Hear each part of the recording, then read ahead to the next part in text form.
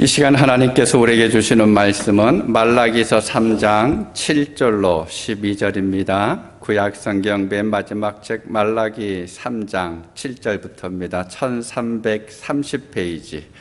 우리 다 같이 일어나셔서 7절부터 12절까지 한 절씩 교독해서 봉독하도록 하겠습니다.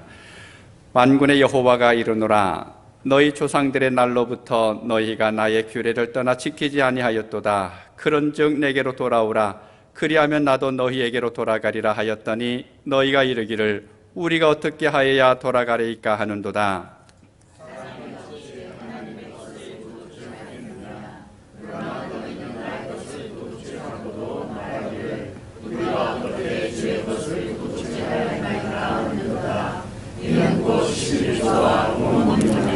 너희 곧 온 나라가 나의 것을 도둑질하였으므로 너희가 저주를 받았느니라.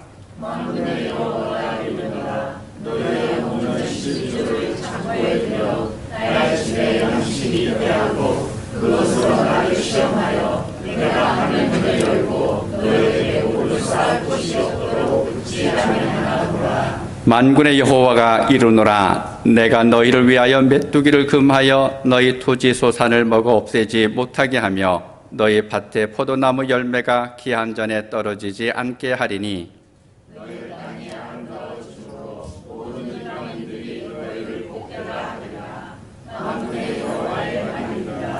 아멘. 자리에 앉아주시기 바랍니다. 지난 한 주간 어떻게 지내셨습니까? 하나님의 은혜가 항상 여러분의 삶 가운데 있음을 여러분 발견하셨나요?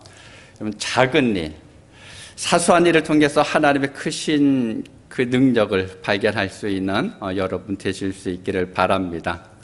한 4년 전인 것 같습니다. 제가 뉴올리언스에 있을 때 허리케인 시즌이 거의 끝나가는 한 10월 말쯤에 허리케인이 갑자기 만들어지면서 빠른 속도로 지나간 때가 있었습니다. 지나간 시간을 그때 잠깐 살펴봤는데, 그러니까 저희 집 기준으로 보니까 한 45분 정도 된 것 같습니다. 시작해서 끝날 때까지 45분이면 허리케인이 엄청나게 빠른 속도로 지나갔다라고 하는 그러한 의미인데, 비는 별로 오지 않았습니다. 비는 보통 소나기 오는 정도밖에 오지는 않았는데, 대신에 바람이 상당히 세게 불어서 이제 많은 피해가 일어났습니다. 곳곳에서 전신주가 부러지고 또 전기줄이 끊기면서 이제 많은 지역에 전기가 나갔었는데 길게는 일주일이 넘도록 전기가 들어오지 않은 그런 지역도 있었습니다. 근데 저희 집도 전기가 나갔는데 한 3일 동안 나갔습니다. 3일 동안 불이 들어오지 않았는데 그러면서 냉장고에 있었던 음식이 조금씩 상하기 시작을 하죠. 아무리 열지 않으려고 해도 몇 번씩 열어야 되니까 당연히 상하게 됩니다. 그래서 버리기도 했습니다. 전기줄이 끊어지고 나니까 불이 들어오지 않고 밤에는 캄캄해지고 우리가 늘 사용했던 컴퓨터는 당연히 사용을 못하죠. 어느 집에서는 이제 휴대폰 배터리가 다 되니까 통화도 연락이 서로 되지 않는 상황에서 이제 답답한 시간을 보내기도 했습니다. 시간이 점점 지나니까 냉동실에 있었던 음식물도 녹으면서 흐물흐물해지고 이제 어쩔 수 없이 이제 쓰레기통에 이제 버리게 됐습니다. 자, 그것을 보면서 잠깐 생각을 해본 것이 무엇인가 하면 우리가 당연하게 생각했던 것들, 하나님의 은혜는 우리가 늘 당연하게 생각하죠. 하나님께서 우리를 구원하셨던 것 당연하다라고 우리는 생각을 하게 됩니다. 하나님이 우리를 향한 사랑과 자비하심 이런 것들이 늘 당연했었는데 혹시 이게 끊어지면 어떻게 될까? 하나님의 사랑이 멈춰지고 또 하나님의 은혜가 어느 순간에 끊어지게 되고 하나님께서 우리를 구원하셨던 그 구원의 줄이 끊어진다 그러면 어떻게 될까라고 생각해 보니까 이 전기 나간 상태와 똑같습니다. 캄캄한 곳에서 우리는 방황할 수밖에 없다라는 것입니다. 하나님으로부터 떨어졌던 우리는 지옥에 버려질 수밖에 없는 존재가 될 수밖에 없다라고 하는 것을 생각을 해봤습니다. 여러분, 언제나 하나님과 연결된 끈이 어디에 있는지 한번 잘 살펴보시기를 바랍니다. 매일매일 살아가면서 혹여나 오늘은 하나님과 연결된 은혜의 줄이 망가지지는 않았는지, 혹여나 하나님께서 나를 붙들고 계신 그 손을 또 놓지는 않으셨는지, 하나님께서 내게 들려주시는 그 음성이 들려지지는 않는지, 여러분 매일 살펴보시면서 어찌하든지 간에 하나님과 연결된 끈이 끊어지지 않도록 늘 지켜갈 수 있는 여러분 되실 수 있기를 바랍니다. 우리가 살아가는 삶의 태도를 그 불신자들에게, 예수 믿지 않는 사람들에게 별다르게 보이지 않는다 그러면, 다른 말로 하면 아무렇지도 않게 보이는 거죠. 그래서 그 사람들이 뭐 너나 나나 별반 다를 게 없다라고 생각하면서 우리를 바라본다 그러면 우리의 삶에 뭔가가 심각한 문제가 일어나고 있는 것입니다. 예수님을 주인으로 모시고 산다 그러면 항상 세상과 우리는 충돌할 수밖에 없습니다. 무엇인가에 걸릴 수밖에 없다라는 겁니다. 그것이 당연합니다. 왜 그렇습니까? 그리스도인들은 일반 사람들과 다르기 때문에 그렇습니다. 예수의 사람들은 이 세상의 사람들과 소속이 다릅니다. 생명이 다르고 가치관이 다르고 또 삶의 방식이나 삶의 방향이 다르기 때문에 그렇습니다. 우리가 세상과 적당히 타협하면서 살아간다 그러면 편하게 살아갈 수가 있습니다. 세상 방법대로 다 따라간다 그러면 문제를 제기하는 사람이 아무도 없습니다. 갈등도 없습니다. 그런데 그런 삶 속에서는 하나님의 은혜를 느낄 수가 없다라는 거예요. 하나님께서 우리에게 주시는 기쁨이 우리에게서 사라지게 됩니다. 그래서 주님은 지금도 우리를 향해서 말씀하고 있습니다. 세상의 가치관과 적당히 타협하면서 나아가고 있는 교회를 향해서, 성도들을 향해서, 어정쩡한 그리스도의 삶을 살아가는 이들을 바라보면서 주님이 말씀하십니다. 깨어나라. 이제 일어나라. 세상을 두려워하지 마라. 그것들이 너희들 앞을 막고 있지만 결국에는 무너질 수밖에 없는 것이라. 믿음으로 세상과 충돌하면서 살아가라. 세상을 거슬러서 살아가라 라고 주님께서 말씀하고 있습니다. 여러분, 지금 여러분의 시선은 어디로 향하여 있습니까? 어디를 향해서 걸어가고 있습니까? 세상과 동행하는 넓고 편한 길을 걷고 있는 것은 아닌지, 아니면 성령님과 동행하면서 생명과 기쁨을 누리는 삶의 좁은 길을 걸어가고 있는지 우리는 선택을 해야 합니다. 무엇을 선택하느냐에 따라서 우리가 살아가는 인생의 길이 분명히 달라지게 됩니다. 오늘 예배하는 사랑하는 여러분 모두는 분명하게 선택하시기 바랍니다. 기왕이면 하나님께서 인도하시고 하나님께서 함께 하시고 하나님께서 다스리시는 그 길을 선택하실 수 있기를 바랍니다. 여러분, 어디 혹시 운전하면서 가다가 길을 잘못 들어서 고생한 경험이 있으신가요? 요즘에는 어지간하면 자동차에 내비게이션이 달려있죠. 그래서 안내하는 대로 따라가면 그래도 잘 찾아갈 수가 있는데 그래도 문제가 있을 수가 있습니다. 이 내비게이션이 1년에 적어도 한 번씩은 업데이트를 해야 되죠. 10년 전 거를 가지고 간다 그러면 여러분 어떻게 되겠습니까? 아니면 한참 가고 있는데 옛날에 왔었던 길이네 라고 하면서 내비게이션을 무시하고 내 기억대로 그 길을 가다 보면 우리는 엉뚱한 곳으로 갈 수도 있습니다. 쉽게 갈 수 있었는데 한참 돌아가게 되는 그러한 일도 일어나게 됩니다. 만약에 지금 내가 걸어가고 있는 길이 잘못됐다라는 생각이 들면 빨리 돌아서 나와야 합니다. 그것이 가장 정확하고 빠른 방법입니다. 처음 입구로 돌아가서 다시 시작을 하면 됩니다. 그런데도 고집해서 여기로 조금 가면 될 것 같아. 옆으로 빠지면 될 것 같아. 라고 하면서 가다 보면 어떤 일이 우리 앞에 일어날 수 있는지 우리는 장담할 수가 없습니다. 오늘 우리가 읽은 본문 7절에 보면 말라기 선지자를 통해서 하나님께서 이스라엘 백성들에게 이렇게 말씀하십니다. 우리 7절을 함께 읽도록 하겠습니다. 만군의 여호와가 이르노라. 너희 조상들의 날로부터 너희가 나의 규례를 떠나 지키지 아니하였도다. 그런즉 내게로 돌아오라. 그리하면 나도 너희에게로 돌아가리라 하였더니 너희가 이르기를 우리가 어떻게 하여야 돌아가리까 하는도다. 지금 하나님께서 이스라엘 백성들을 향해서 돌아와라, 너희가 지금 가고 있는 길이 잘못됐으니까 거기서 빨리 빠져나와라 라고 말씀을 합니다. 그동안 조상들을 통해서 가르침받았던 그 잘못된 관습을 버리고 하나님께서 약속하신 그 언약의 길로 나오라 라고 말씀합니다.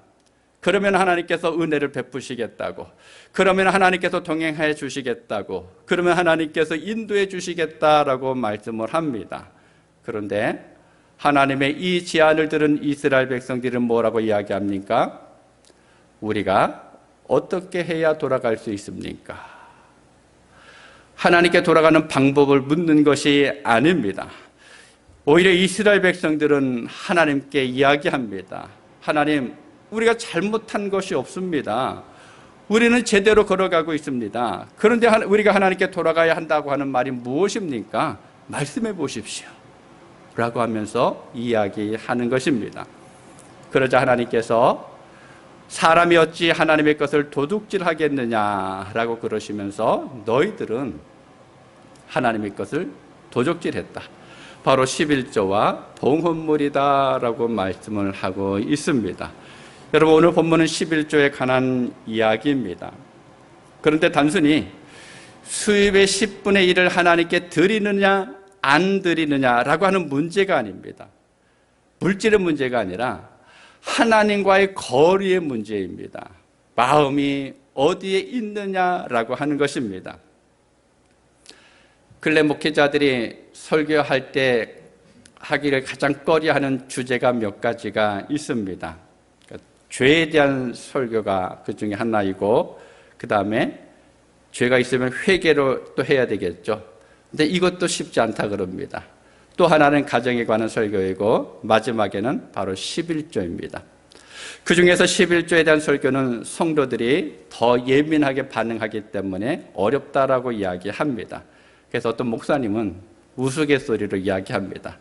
내가 11조 설교를 하면서 담임 목사의 지책을 내려놨습니다 라고 이제 이야기를 하십니다.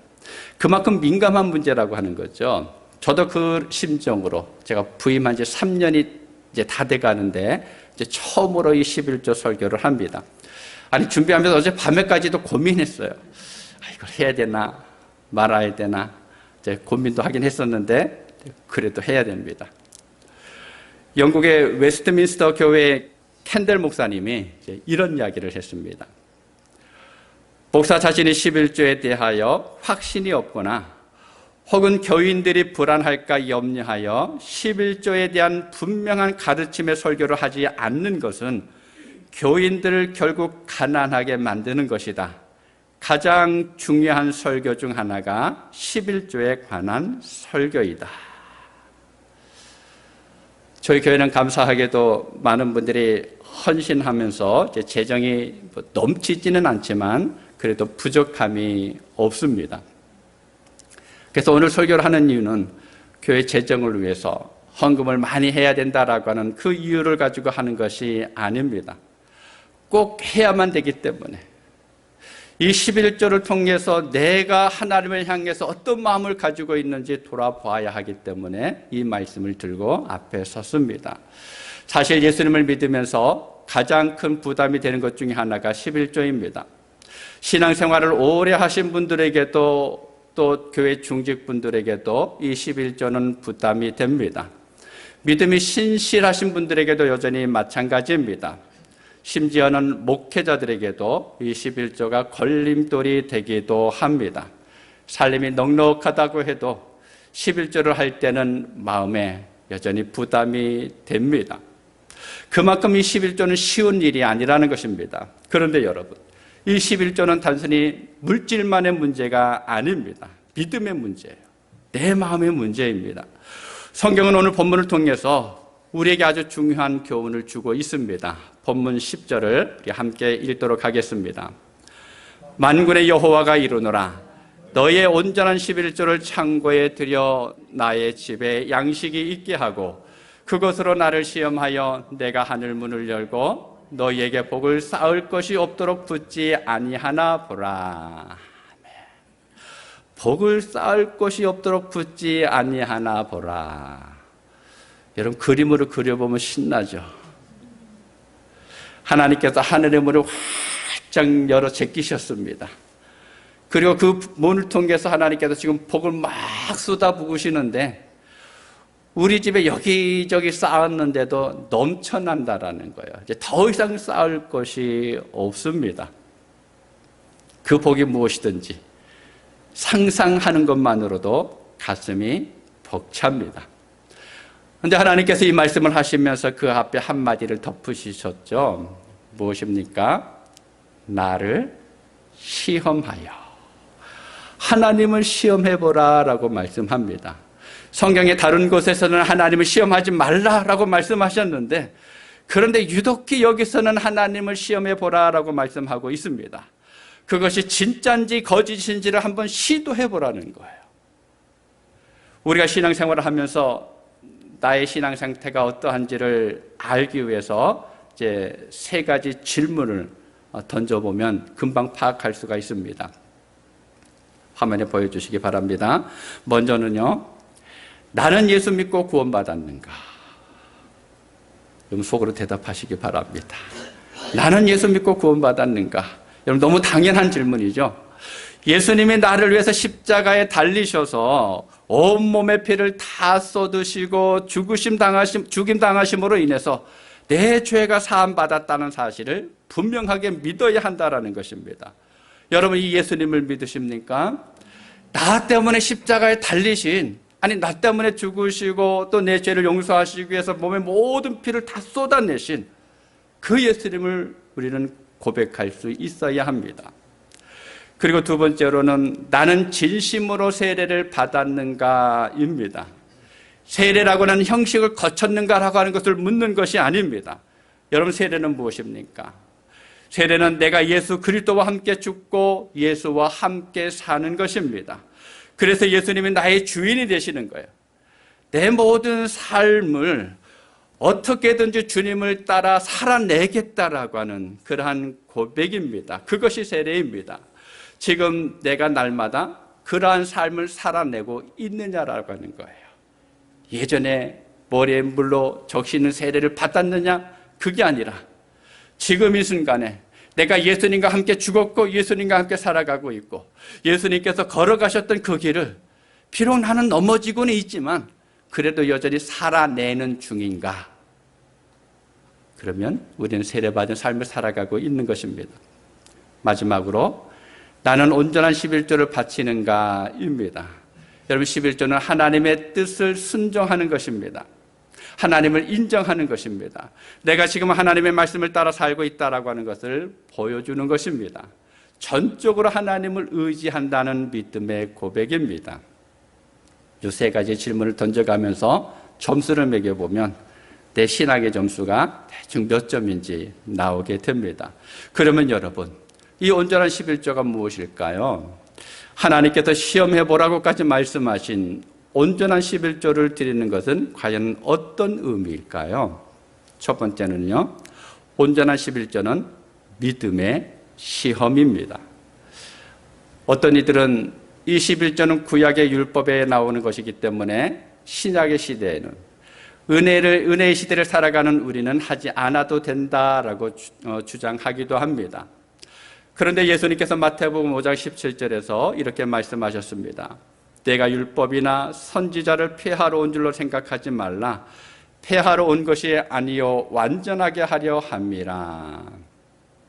11조는 내가 하나님을 믿고 있다는 사실을 나타내는 표시입니다.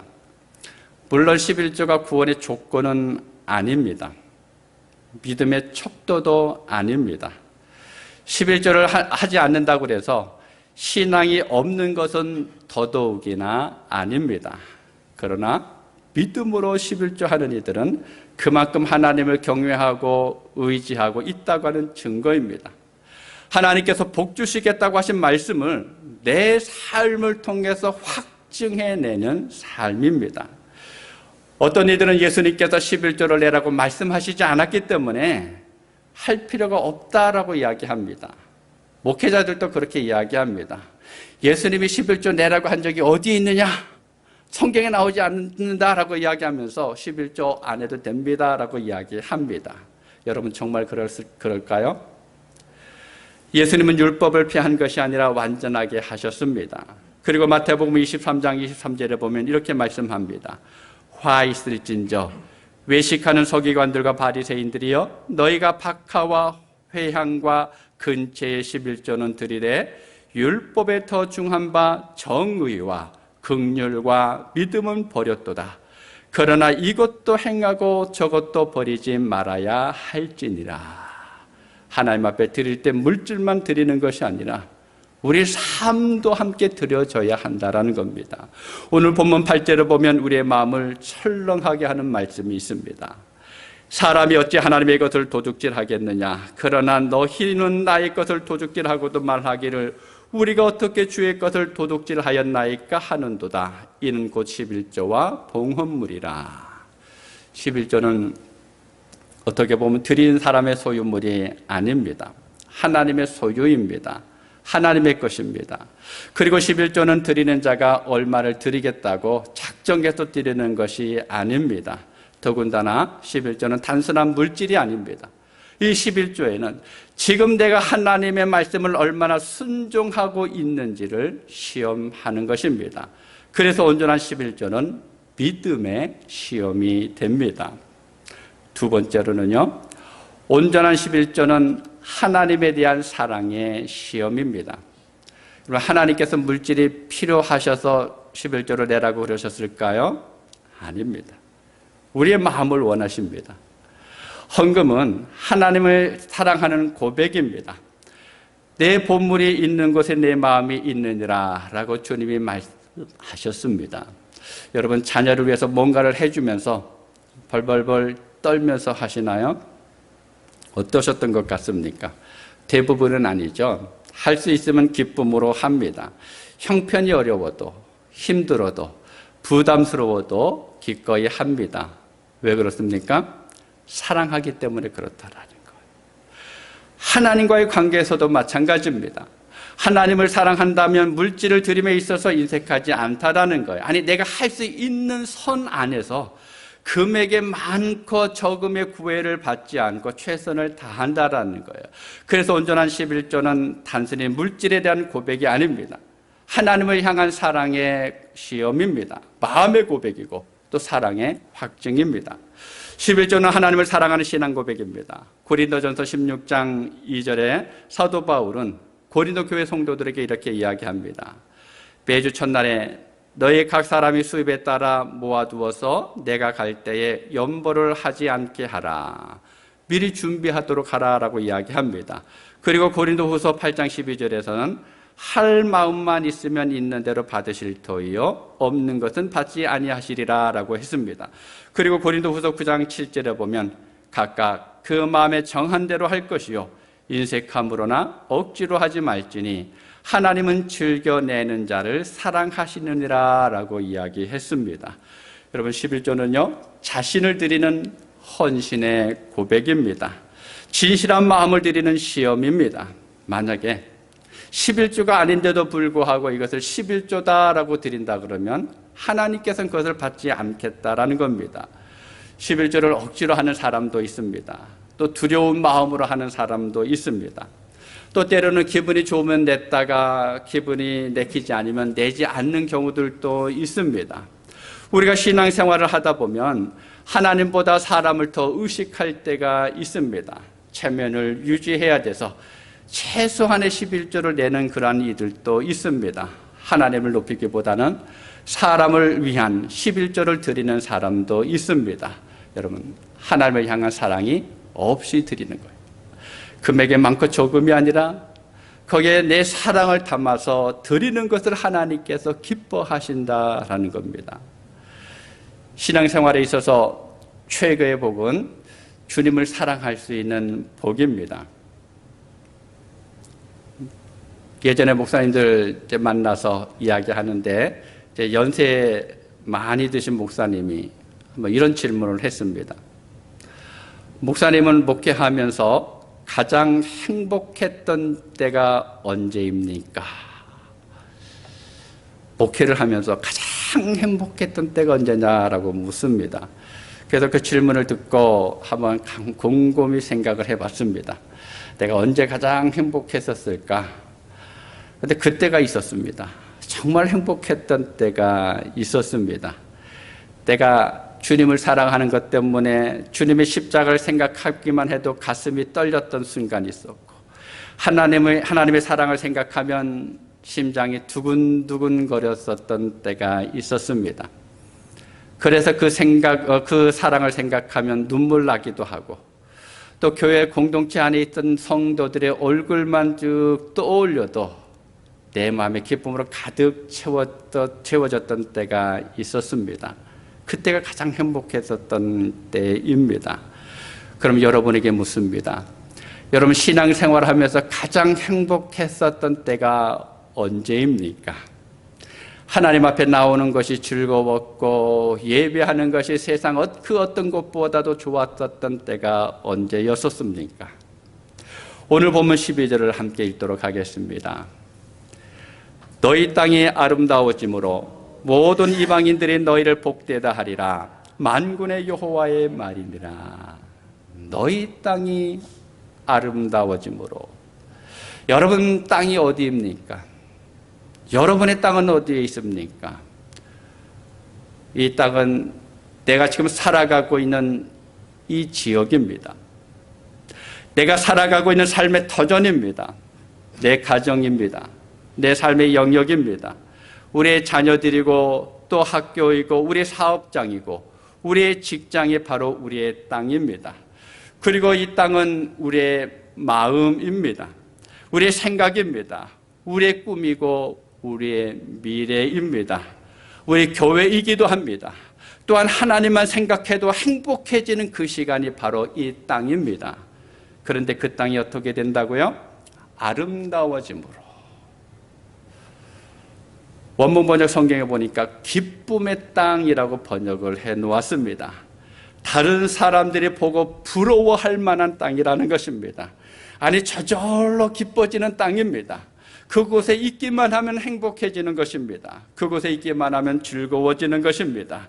사람들이 그래서 그런 나를 바라보면서 야, 저 사람 정말 하나님의 복을 받은 사람이야. 하나님의 은혜를 받은 사람이야 라고 하는 소리를 듣게 됩니다. 언제 그렇습니까? 하나님에 대한 사랑을 분명하게 표현할 때 그렇습니다. 하나님이 나 사랑하신 건 내가 감사합니다. 그런데 나도 하나님 사랑합니다. 나도 그 하나님 사랑이 너무나 좋습니다. 라고 표현할 때 우리의 땅이 아름다워집니다. 세 번째로는요, 온전한 11조는 소망의 시험입니다. 본문 10절을 다시 보면 만군의 여호와가 이르노라. 너희의 온전한 11조를 창고에 들여 나의 집에 양식이 있게 하고 그곳으로 나를 시험하여 내가 하늘문을 열고 너희에게 복을 쌓을 것이 없도록 붙지 아니하나 보라. 어떤 성도가 11조를 드리면서 6번 깜짝 놀랐다고 하면서 글을 썼습니다. 제가 읽어드리겠습니다. 첫째는 11조를 드리면서 자기 신앙이 더 확고해져서 놀랐고, 둘째는 11조를 드리고 나서 나머지로 넉넉하게 살아가는 데 놀랐고, 셋째, 하나님의 사업을 위해서 그렇게 많은 돈을 낼 수 있다는 자신의 능력에 놀랐고, 넷째, 11조를 드리면서 더 드릴 수 있다는 담력이 생겨 놀랐고, 다섯째, 11조를 드리면서 자신의 생활이 물질적으로 부유해지는 것을 보고 놀랐고, 여섯째, 이런 복을 진작 받을 걸 왜 이제야 받았던 거 후회하면서 놀랐다 라고 얘기했습니다. 여러분도 이렇게 놀라는 그러한 경험을 하실 수 있게 바랍니다. 여러분, 우리는 하늘문을 열고 복을 쌓을 것이 없도록 부어주시겠다라고 하는 하나님의 약속을 믿어야 합니다. 하늘문을 열고 복 주시려는 하나님의 뜻에 순종해야 합니다.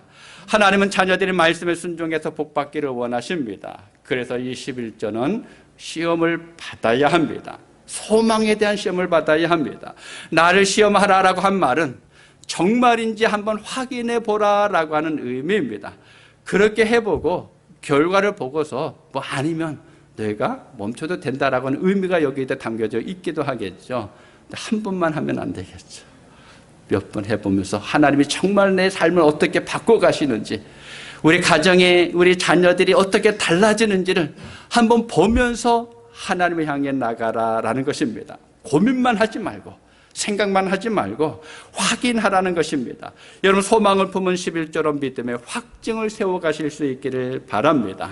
여러분, 하나님을 사랑하십니까? 그 사랑을 표현하는 방법 중에 하나가 바로 11조라는 것을 기억하시기 바랍니다. 하늘나라에 대한 소망이 있습니까? 그렇다면 그 소망을 표현해 보시기를 바랍니다.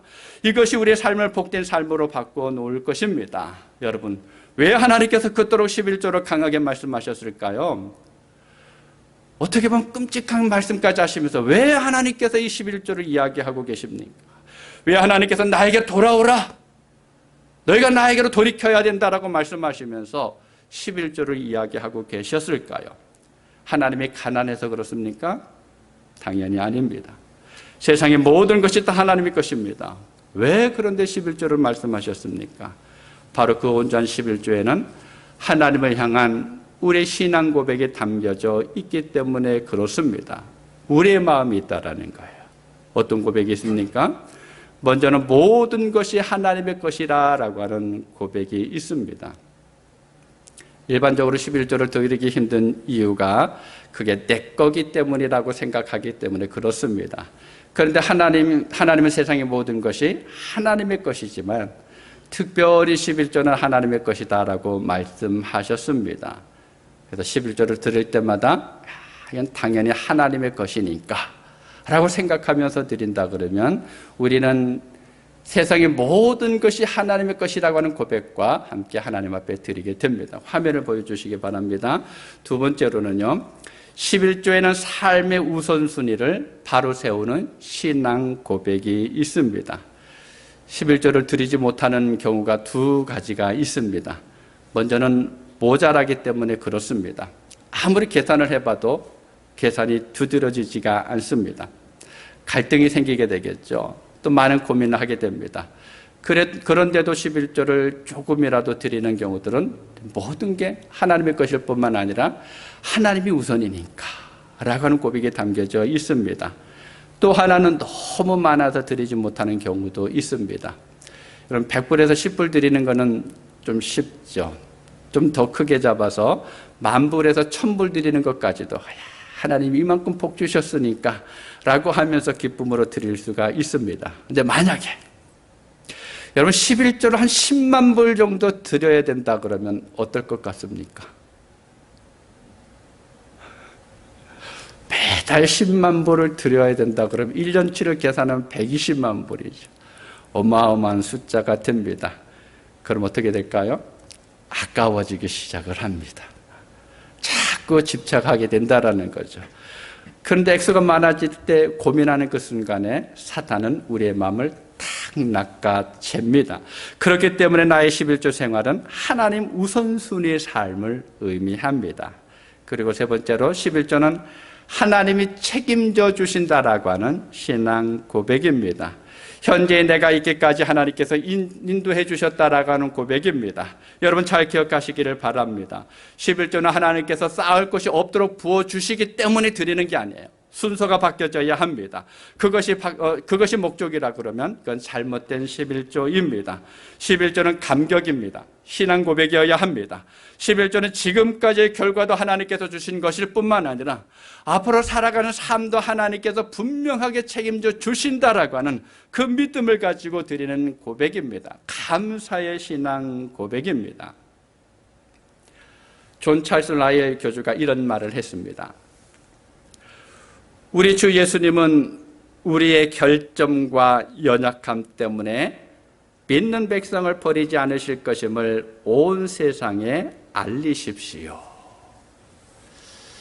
여러분, 우리는 실패라고 하는 그 자리로 끝나지 않습니다. 아니, 주님이 우리를 그렇게 내버려 두지를 않으십니다. 우리의 연약함 그대로 두셨다 그러면 예수님을 면전에서 3번 부인했던 베드로는 예저녁에 끝났을 것입니다. 그런데 부활의 주님은 베드로에게 그러셨던 것처럼 오늘 또 우리에게 다가오셔서 먼저 손을 내미십니다. 그 은혜가 우리의 인생 끝이 부끄러움이 아니라 승리의 자리로 높이 세워주실 것입니다. 시편 91편 14절에 보면 여호와께서는 자기 백성을 버리지 아니하시며 자기의 소유를 외면하지 아니하시리로다 라고 고백합니다. 이런 성경 곳곳에서는 하나님께서 자기 백성을 얼마나 아끼고 계시는지를 표현하고 있습니다. 하나님은 절대로 하나님의 백성을 포기하거나 버리지 않으십니다.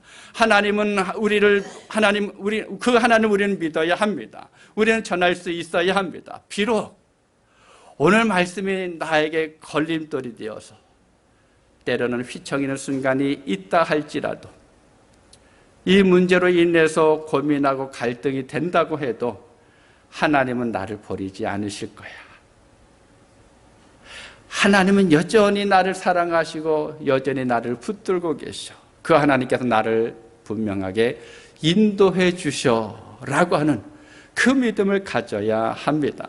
사랑하는 그레이스 성경교회 성도 여러분, 많은 이들이 11조에 대해서 오해합니다. 그 의미가 무엇인지를 제대로 알지 못하므로 잘못된 길로 걸어갑니다. 돌아가야 합니다. 하나님께로 가야 합니다. 온전한 11조를 드리는 것은 모든 것이 하나님의 것이라고 하는 고백입니다. 하나님께로 돌아가는 것입니다. 우리의 마음과 삶을 하나님께 드리는 것입니다. 없는 것을 어떻게 해서든지 드리라고 하는 그 말이 아닙니다. 내가 가지고 있는 것 단 일부라도 자꾸 하나님께 드리다 보면 하나님께서 그 마음을 붙드십니다. 하나님을 향한 우리의 마음이 있어야 합니다. 물질만 드리는 것으로 끝나는 것이 아니라 거기에 내 마음이 들어가야 합니다. 내 사랑이 들어가야 합니다. 내 믿음이 들어가야 합니다. 우리 모든 상황을 아시는 하나님이십니다. 그 하나님 앞에 마음만 가지고 나가도 하나님께서 우리를 받아주실 것입니다. 사랑하는 여러분, 오늘 말씀을 통해서 하나님께서 약속하신 풍족하게 하시고 보호하여 주실 뿐만 아니라 또 많은 사람이 보면서 복되다라고 인정받는 여러분의 삶이 되실 수 있기를 바랍니다. 이 땅을 살아갈 때 그저 그러한 모습이 아니라 야, 어떻게 저 사람 저렇게 될 수가 있지? 어떻게 저런 은혜를 누릴 수가 있지? 어떻게 저런 길로 걸어갈 수 있지? 라고 그 말을 들을 수 있는 여러분 모두의 삶이 되실 수 있기를 주님의 이름으로 축복합니다. 기도하겠습니다. 아버지 하나님, 하나님께서 우리를 사랑하시고 인도하여 주시는 은혜에 감사합니다. 오늘 말씀은 우리에게는 참 어렵습니다. 많은 이들이 이것으로 시험에 들기도 하고 또 때로는 하나님께서 도대체 왜 그러셨느냐고 또 따지는 이들도 있습니다. 그럼에도 불구하고 하나님께서는 여전히 나에게로 돌아와라, 하나님께로 돌이켜라, 그러면 내가 너와 함께 하겠다고, 내가 너에게 은혜를 주겠다고, 내가 너희 땅을 아름다워지게 하겠다고, 내가 너희 삶에 부족함이 없도록 넘치도록 채워주겠다고 말씀하셨습니다. 하나님, 우리가 하나님의 마음을 알게 하여 주옵소서. 하나님께서 무엇을 계획하시고 또 무엇을 원하시는지 분별할 수 있도록 도와주옵소서. 우리가 믿음의 삶을 살아갈 때마다 우리의 사랑을 하나님께 드리게 하여 주시옵소서. 우리의 삶을 하나님께 드리게 하여 주옵소서.